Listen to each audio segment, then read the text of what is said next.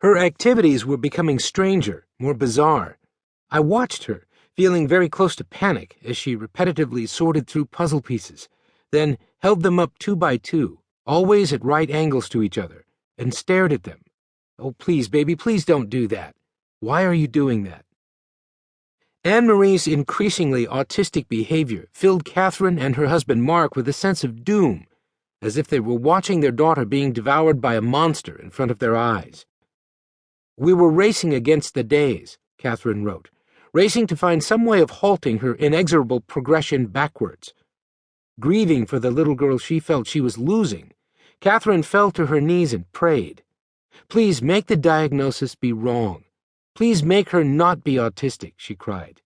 "Lord, make it not be. Give me back my baby girl. Give her back to me. Don't let this happen. Stop it. Give her back." Willing to try nearly anything, Catherine and Mark explored a number of interventions in vogue at the time, including one called holding therapy, based on ornithologist Nicholas Tinbergen's observations of birds. The Dutch animal behavior expert, who had no previous experience working with children, insisted that autism was caused by upsetting experiences in early childhood and very serious parents, rather than by genetics or other factors. "We are not blaming these unfortunate parents," he declared, upon receiving the Nobel Prize in Medicine in 1973. "The parents of autists deserve as much compassion, and may be as much in need of help, as the autists themselves." Holding therapy required mothers to tame their children by hugging them for an hour each day, by force if necessary, while gazing intently into their eyes and confessing their innermost feelings. The goal of this process was an emotional breakthrough called resolution, which Tinbergen promoted as a new hope for parents, a cure for their children. Catherine sought out a prominent practitioner of holding therapy named Martha Welch, who touted a 50% recovery rate among her clients. When pressed to provide evidence of the therapy's effectiveness, Welch chided her for being obsessed with numbers and statistics.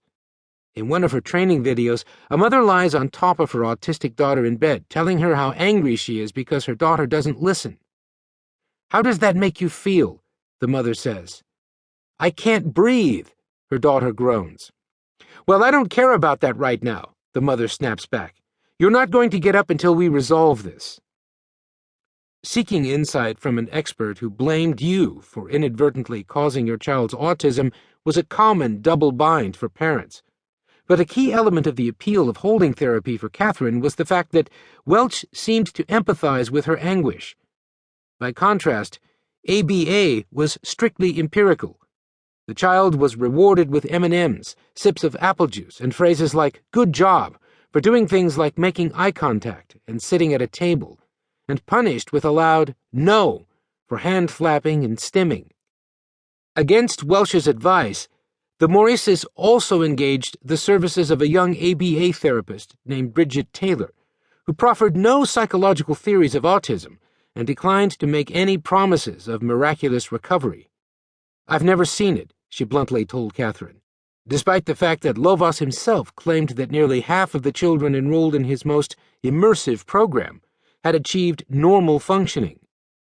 Though Catherine initially doubted ABA, which seemed robotic and mechanical compared to Welch's emphasis on emotional rebonding, Taylor eventually became like a member of the family, arriving every weekday afternoon to work patiently with their daughter. In the months that followed, Anne-Marie became more alert and engaged, and Catherine wrote that she seemed to enjoy the highly predictable, stable, structured environment provided by Taylor during their sessions. She eventually felt betrayed by Welch, who pressured her into providing a testimonial to the BBC for a broadcast that attributed her daughter's progress to an hour a week of holding therapy. When the program aired, families all over Europe clamored to find holding therapists for their own children, and Catherine felt partially responsible for misleading them. In ABA, however, the Maurices felt they had found an authentic reason for hope.